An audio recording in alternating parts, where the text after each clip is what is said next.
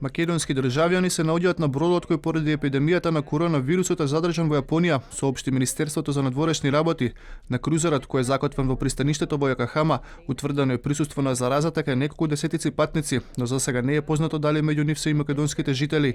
Голем дел од патниците се уште ги чекаат резултатите од тестирањето. Потврдено е присуството на тројца наши државјани на бродот кој е задржан близу Јокохама, Јапонија. Причина за задржување на бродот е присуството на заразени лица од коронавирусот. До сега се потврдени 20 лица кај кој е пронајден овој вирус. Соопшти од Министерството за надворешни работи, од каде велат дека македонските граѓани кои во моментов се наоѓаат во Јапонија за подетални информации можат да се обратат во амбасадата во Токио. Предходно, јапонските власти соопштија дека сите патници на бродот ќе бидат во карантин 14 дена, а заболените ќе бидат пренесени во околните болници. Кинеските медиуми објавија и дека едно новороденче во Вухан е заразено со болеста, а присуството на коронавирусот било утврдено само 30 часа откако се родило. Лекарите сега се обидуваат да утврдат дали бебето го наследило заболувањето од мајката, која исто така била позитивна на вирусот, или пак се заразило по раѓањето.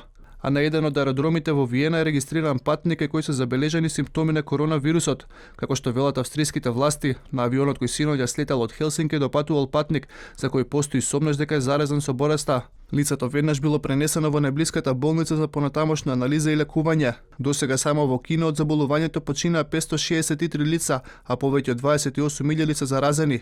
Локалните власти во Вухан, градот во кој изби вирусот, предупредија дека се соочуваат со недостиг на болнички легла и опрема за третирање на растечкиот број на пациенти и покрај тоа што неодамна беа отворени 2 нови болници.